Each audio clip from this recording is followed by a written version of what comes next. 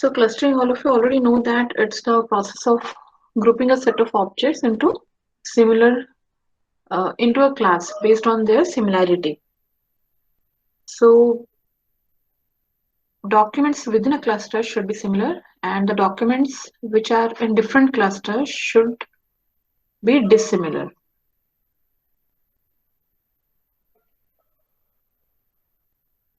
Now, this is just a pictorial representation of a data set with a cluster structure. So here this one is one structure, one cluster. This is the second cluster and this one is the third cluster. So total number of clusters we have got here is 3.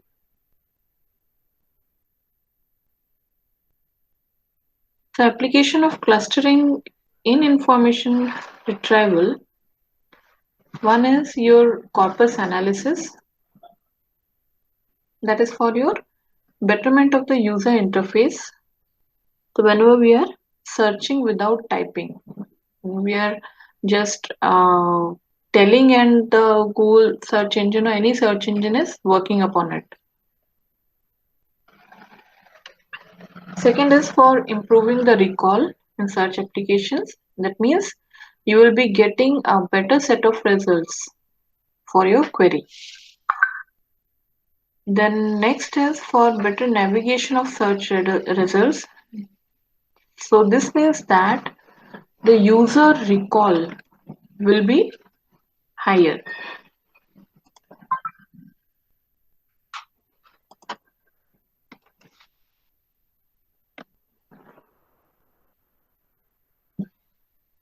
And another application is your vector space retrieval. The cluster-based vector space retrieval. What is vector space? We have already discussed in your scoring chapter.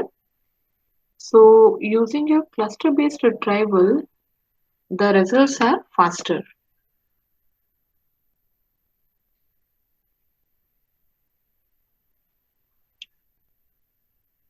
So here you can see an example where clustering is being done in a hierarchical manner. I mean, it's not hierarchical clustering, but the clustering is being done based on these topics. So we want this kind of output when we are using clusterings.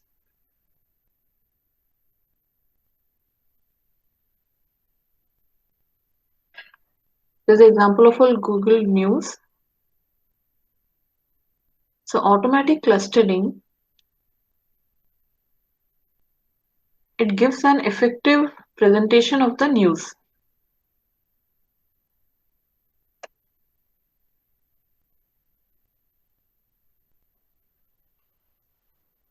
So there are various examples where your clustering is being applied.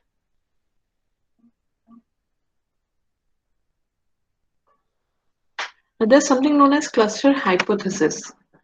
Cluster hypothesis, it strongly tells that documents within the same cluster should behave in a similar manner. And the similarity will be with respect to the relevance of the information need.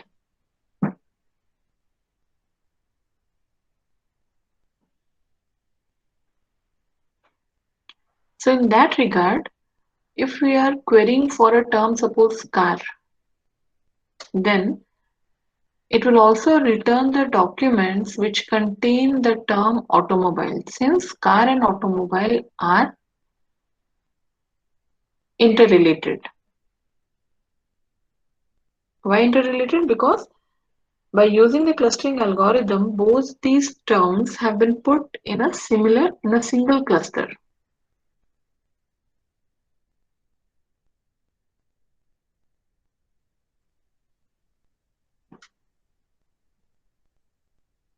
Similarly, here grouping of search results have been done.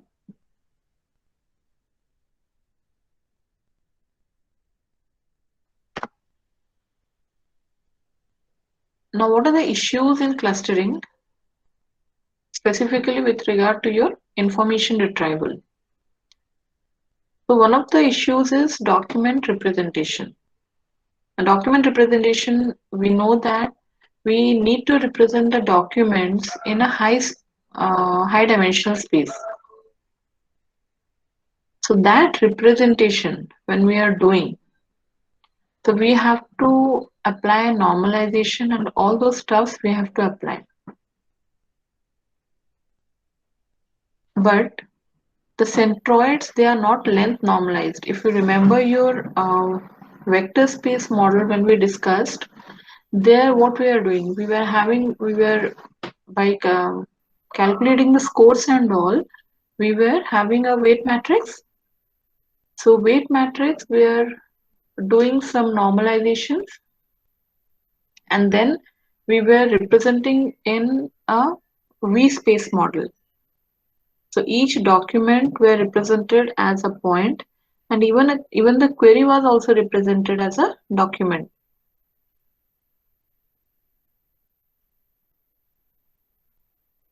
And since the vector for each document were different, their length were different, so we were normalizing the length by using your uh, this by dividing the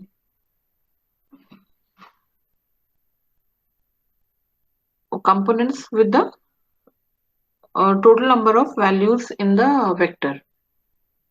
We were doing that and doing the normalization. But the centroids, they cannot be length normalized.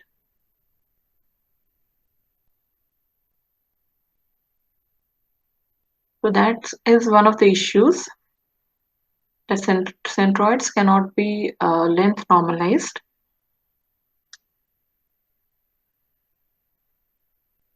Next is we need a notion of similarity. We need a notion of distance, how to calculate the distance. When we are not going for length normalization, we cannot do it, then how to go for the distance measurement. Another issue is that how many clusters we should be going for.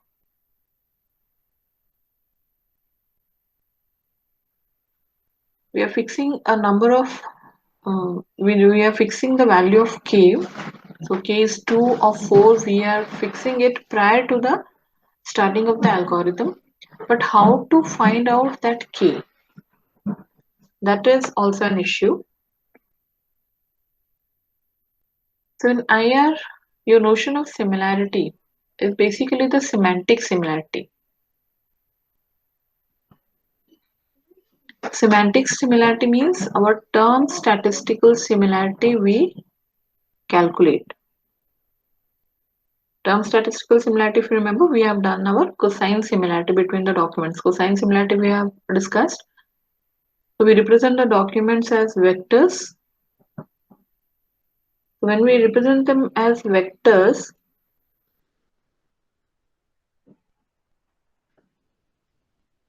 after that we can use the Euclidean distance. So Euclidean distance you must have learned in machine learning and data mining. But for IR, we use the cosine similarity. And this formula we have already discussed. Now the clustering algorithms are divided into two types. So one is flat algorithms, second one is hierarchical algorithms. We will be discussing about k-means clustering. So flat algorithms, they usually start with a random partitioning. And then by using an iterative approach, they go on refining it until unless the final clusters we are achieving the final clusters. In case of hierarchical algorithms, they have a bottom-up approach.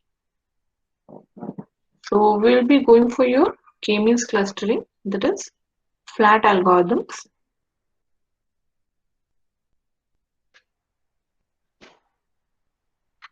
Also, when we talk about clustering,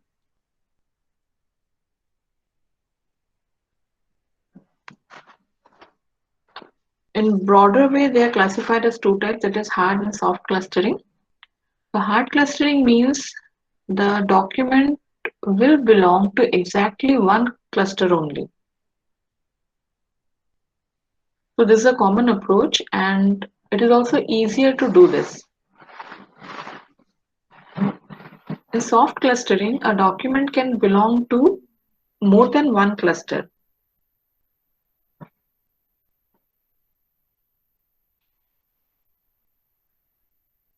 So this is here what will happen. One element or one word can belong to more than one clusters. For example, if you are suppose you want shoes and apparels to be kept into one cluster, and this shoes can also be considered in another cluster, like if it is sports related, there also it can be considered.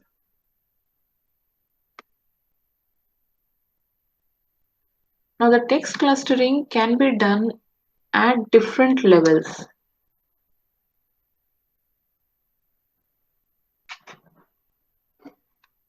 So document level, sentence level, or word level.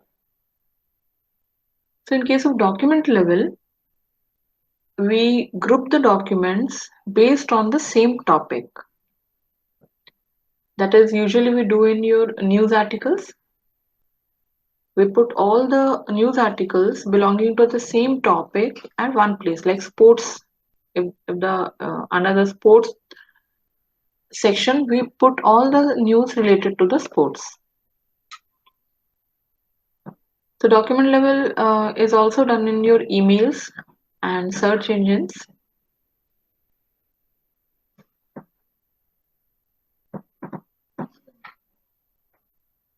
Next is your sentence level.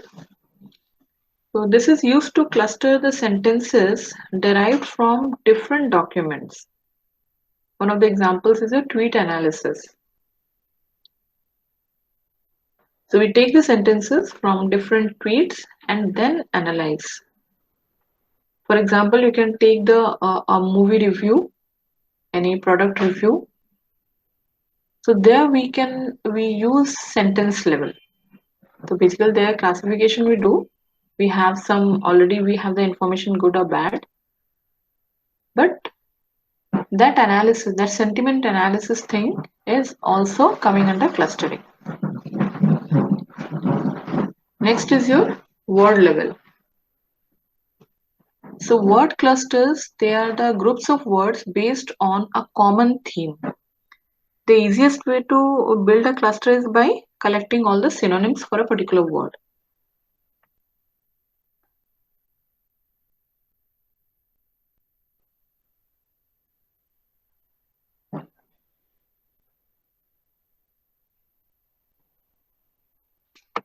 Let us just go through and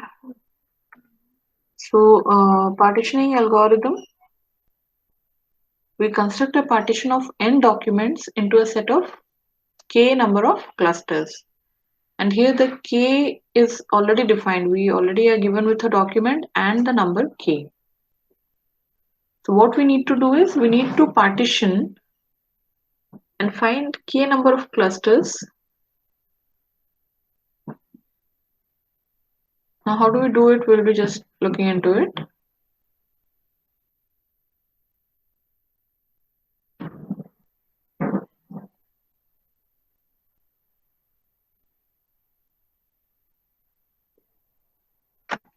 Now this one is the algorithm in terms of your information retrieval. So what is done is we first select k random documents as our seeds. If suppose I want two clusters, that means I will be using two random documents as seeds. And remember that all these things, when we are telling that we'll be selecting two seeds, we'll be selecting centroids, you try to visualize the vector space model. So we need to select first k number of random documents as seeds, and then we need to calculate the distance of the other documents from the seeds. Okay.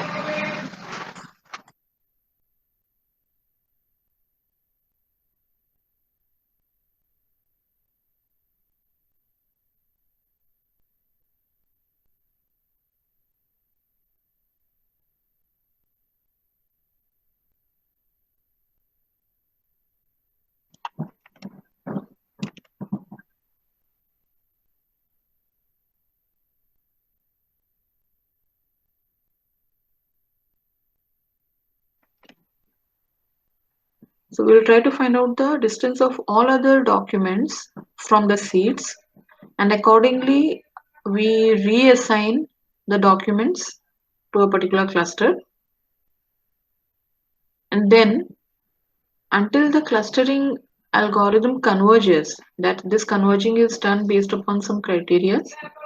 So what is done for each document, what we do is we assign that document to a cluster by finding the distance, and it has to be the distance should be minimal. Suppose two clusters are there, two centroids are there.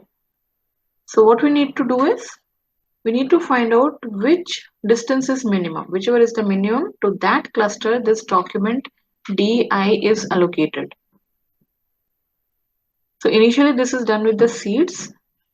After that we update the seeds to the centroid of each cluster, and then we again repeat the same process and keep on doing it until a stagnant position comes. That means no more updation of the documents is done, or we until we reach a converging point. That is the pictorial representation of the same. You can see here.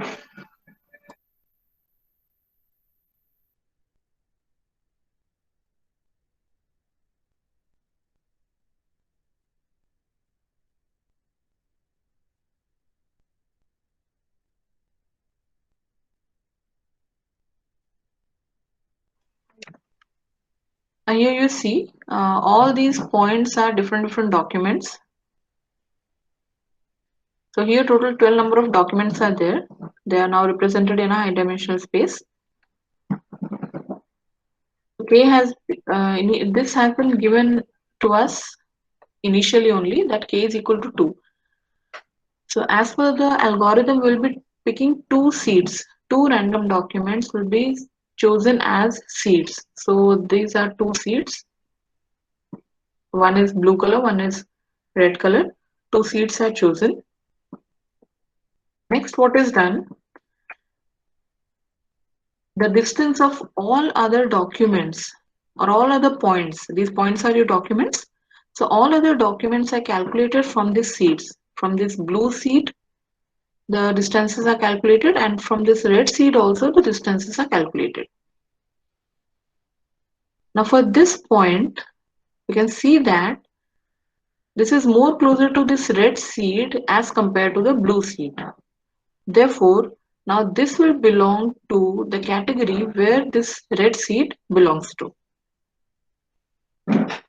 Similarly here, this point or this document is more close to this blue seed instead of this red seed. So accordingly, now you can see that these documents, this one and this one, these two documents are now converted to blue color and rest are red. All these are based upon their distance from the seeds. Okay. Now after this, we'll be choosing the centroids. So here we are taking this point as a centroid, and for this blue, three documents are there. We are using this one as a centroid. For all this red document, this is the centroid. We compute the centroid, and now this is my centroid and this is another centroid. So now we'll do again the distance calculation of all the points. So all these points, distance calculation will again be done with respect to the centroids, and then again the reassignment of the documents to the clusters will be done accordingly.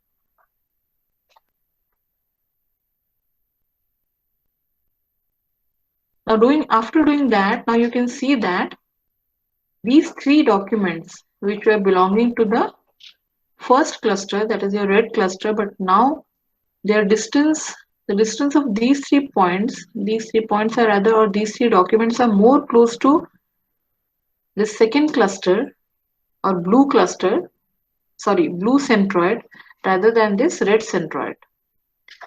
So now these 3 will now be coming under the blue cluster. That is why now you can see that these 3 documents are now belonging to this blue cluster. So we'll be repeating the process again. Again, centroid is chosen for the two clusters. And the same process is again calculated. We again compute the distance. You need to remember that instead of using a Euclidean distance in IR, we use the cosine similarity as we did in our vector space model. So here again centroids are chosen and calculations are done, and again reassignment of the cluster is done. So this keeps on repeating until unless we reach a converging point. Now what are the different converging point or different termination conditions? One of them is we have a fixed number of iterations, like if you are going for 10 iteration or 12 or 20 iterations. Second is the document partition remains unchanged. This is another condition after which we can stop. Third condition is the centroid positions, they don't change anymore. So when the centroid positions are not changing, that means the cluster will remain as it is. The documents assignment which has been done, that will be remaining as it is. So even the document partition won't be changing.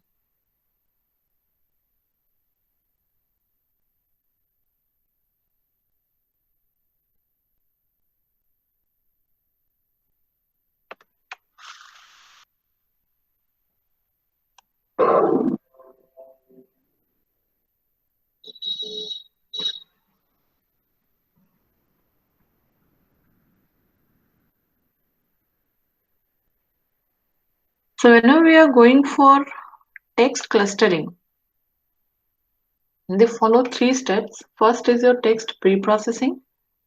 Second is feature extraction. And then we apply our clustering technique. So in text pre-processing, why do we go for it? Because our text can be noisy, hiding information between the stop words, inflections, your sparse representation, so many things would be there. Therefore, we apply pre-processing so that the data set is easier to work with. After that, we go for feature extraction. So we extract the features from the textual data.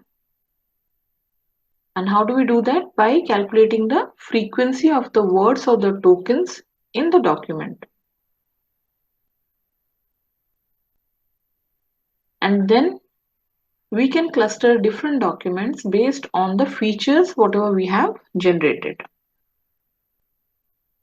Now for pre-processing, the main components which are involved, they are tokenization, then transformation, normalization and filtering. Or you can say your tokenization, then your diacritics or accents that we remove, that's the transformation, then stemming and lemmatization, and then your stop word removal. We do these things and then we go for your clustering.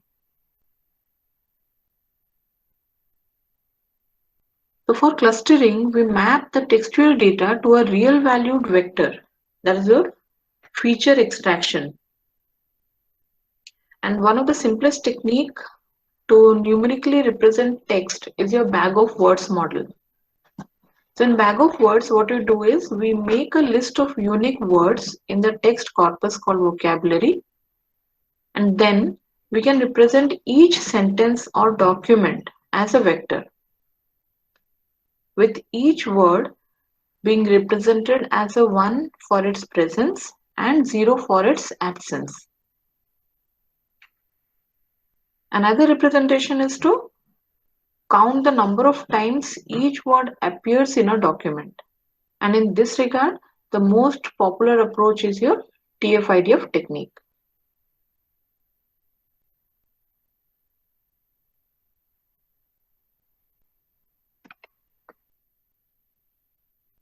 Let me show you the example. So this is one example how we can extract the textual features for clustering. So here you can see different words we are considering, and for each word their presence or absence is being written.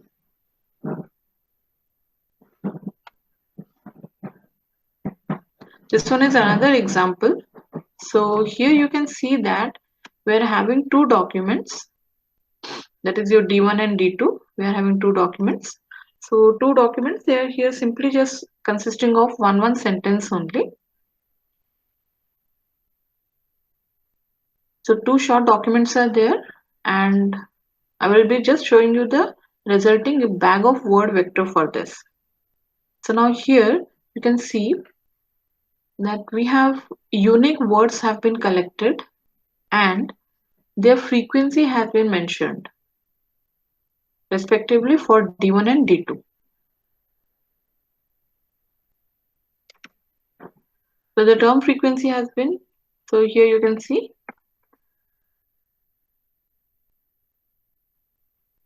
Now for D1 and D2, TF-IDF value we calculate.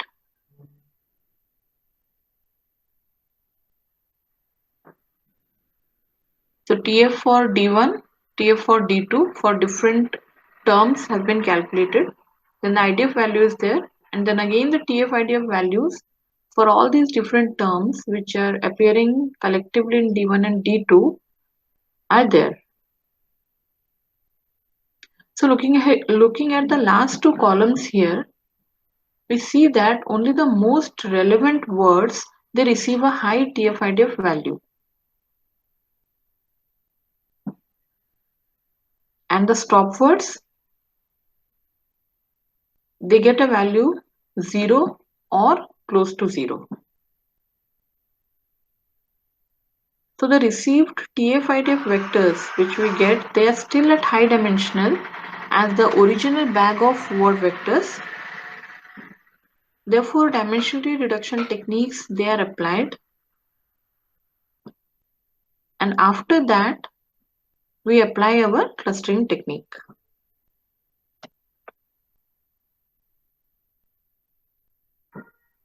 So this represents that your TF-IDF value for your stop words, that's the lowest one, 0 or close to 0. Then the TF-IDF value for common words, they have a little bit higher value than the stop words. And the specific words, which are document specific rather, those words have high TF-IDF values.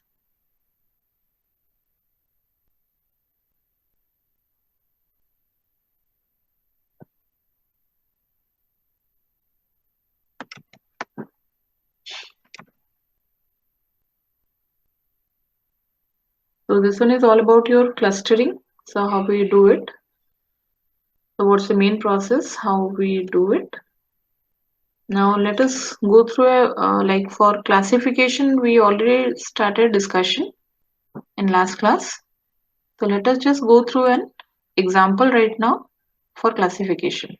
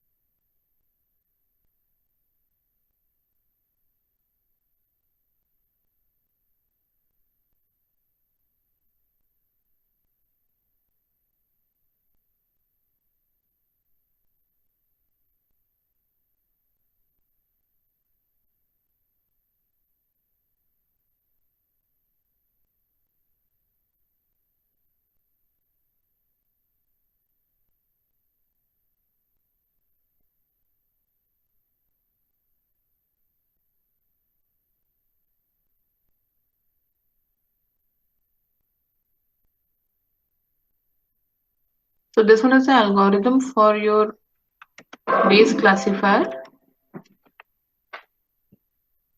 So since last class two people suggested that I should not be going to the theories of all because you people already know that, we'll be directly solving a problem. Will that be fine?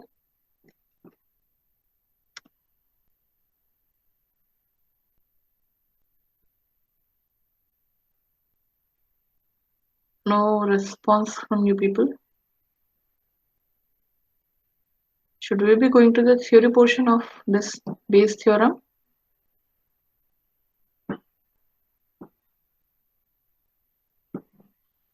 Not getting any yes or no.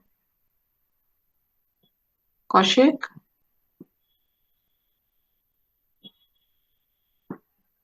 Okay, Kaushik wrote no.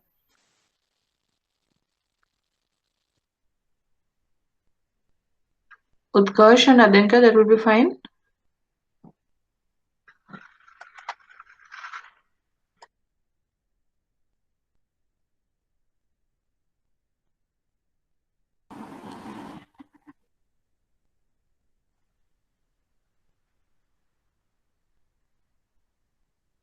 Utkarsh, are you there?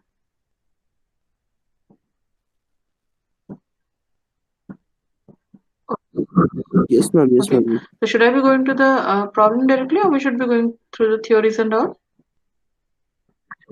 We can go to the problem directly, ma'am. Okay. So this is a naive-Bayes classifier algorithm for training the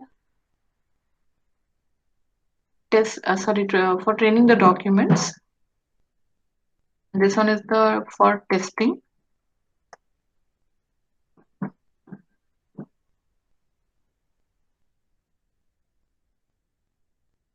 Now this is a problem. Now let's try to solve this out. So here, four documents have been given. One, two, three, four. This much is my training set, and this is my test document. So here, what is being done is I have some documents already with me, and they have already been classified that whether they belong to China, yes or no. Okay. So these documents they belong to these are some Chinese documents. That's why there's a yes for these three, and this is not a Chinese document, and therefore this is your there we are having a no. Now what I have to do is this is a new document and these are the terms in it. So already pre-processing all those stuffs has been applied on these things, and we are now with the bag of words. We are just now remain with the unique words which are there in the document. So based on that, we'll be doing it. Okay. Don't think that these are the contents of the documents, direct contents. No. We have already done the pre-processing steps and all. So now this is the new document content and we need to find out that this belongs to which class, whether it is a Chinese document or a Japanese document. This no, suppose this one is a Japanese document, this fourth one is a Japanese document, whereas first three, this document ID 1, 2, 3 belong to their Chinese document and fourth one is a Japanese document. So I have to find out fifth document belongs to which category, whether it's a Chinese one or a Japanese one. Okay. So now based on these data, whatever data is given to us, first, what I'll be finding is I need to find out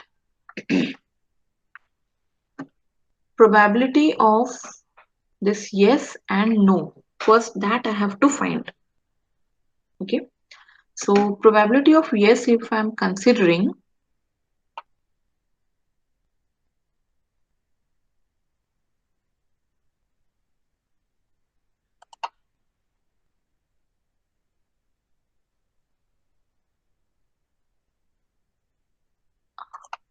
so if I'm considering this probability of yes, so that will be calculated as since here total number of yes in my class China, that means so, this is 1, 2 and 3. So P of C will be equal to 3 divided by total number of documents. Okay, so P of yes, probability of document belonging to China, that is the probability of yes, is equal to 3 by 4, because total number of documents, Chinese documents having a yes is 3, and the total number of documents here is 4, so it will be 3 by 4. Similarly, probability of document not belonging to China, or probability of document belonging to, suppose this is a Japanese document, so belonging to Japan will be equal to 1 by 4. Total 4 number of documents are there, and no is there only for one document. So it will be 1 by 4. Okay, so these are our conditional probabilities. We have found it first. The probability of document belonging to China and belonging to not belonging to China. So this is 3 by 4 and this is 1 by 4.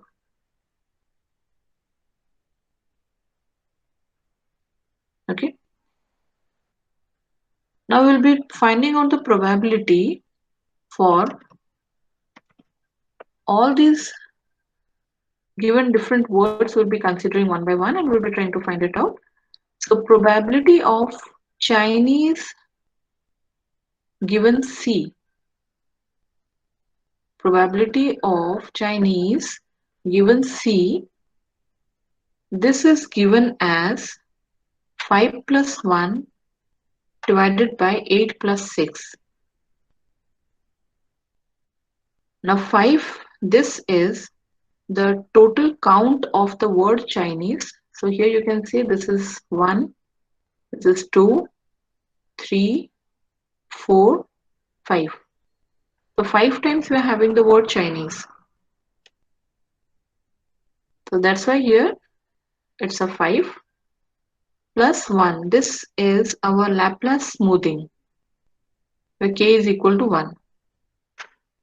Why are we using this Laplace smoothing? Because sometimes it may happen that a word is, we may come across some conditions where this numerator will be becoming 0. If we don't consider this 1, this will become 0. If the occurrence is not there, this will become 0. Okay. So then the total output will be 0. And if suppose 4 words are there and all are 0, then in our further calculations, there will be problems. That is why we go for this Laplace smoothing. And that's why this 1 is added to it. So this is 5 plus 1 by 8 plus 6. Now this 8, these are the total number of words in the Chinese document. So I have 3 Chinese document. Total number of words is 1, 2, 3, 4, 5, 6, 7, 8. So that's how we are getting a 8 here. And this 6, it represents the unique words across all the 4 documents. This is also known as the cardinality. Unique words across all the 4 documents. I have these 4 documents. These are the 4 documents. Total number of unique words. This is 1, 2, 3, 4, 5, and 6. So I have 6 unique words: Chinese, Beijing, Shanghai, Macau, Tokyo, and Japan. Okay, so that's how we are having a 6 here. So the total we are getting, it is 3 by 7.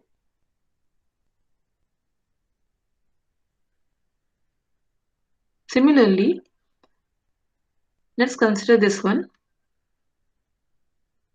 Probability of Tokyo upon C, that is China. Now, whatever Chinese documents are there we see the word Tokyo is not there. So that's how it's a 0. We add a 1 for Laplace smoothing, divided by 8 plus 6. 8 plus 6. So all the total words in your Chinese documents, we are taking these 3 Chinese documents, total number of words is 8 and 6 is the cardinality, same as here. So for this we are getting 1 by 14. Same value will be having for probability of Japan upon Japan given C. Now probability of Chinese given C, given not C, okay, not China. So here you can see now we'll be going to the document which is not a Chinese one. So for that,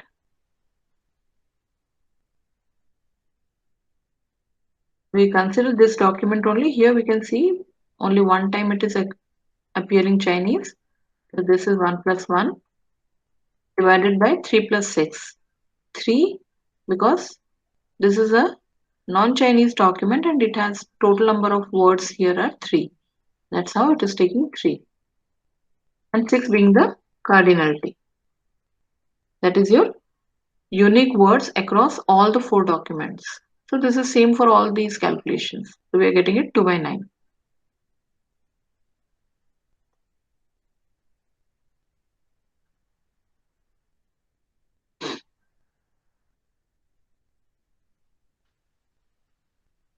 Now, for the new document D5, which has been given here, this is the 5th document D5. We need to classify this. So how do we do that? So probability that document D5 belongs to China. So this is your, for this the formula will be P of C. From here we'll be getting it. P of C, 3 by 4 has been taken, into probability of Chinese given C.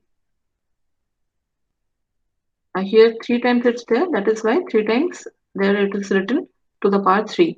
Probability of Chinese given C into probability of Chinese given C into probability of Chinese given C multiplied by probability of Tokyo given C and multiplied by probability of Japan given C.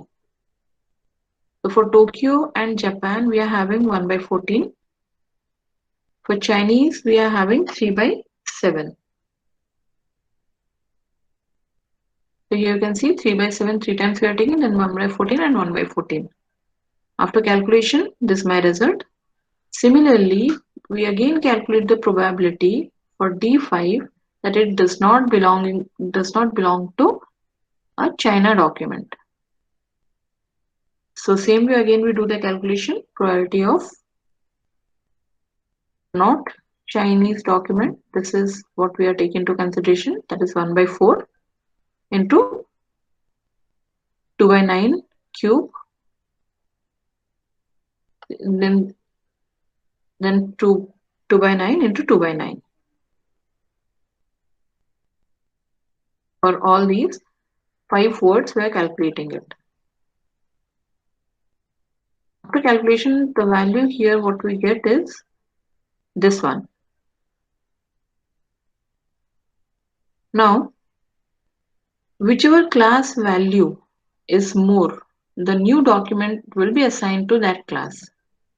So here, priority of document D5 belonging to China is 0.003, but priority of document D5 not belonging to China is 0.0001.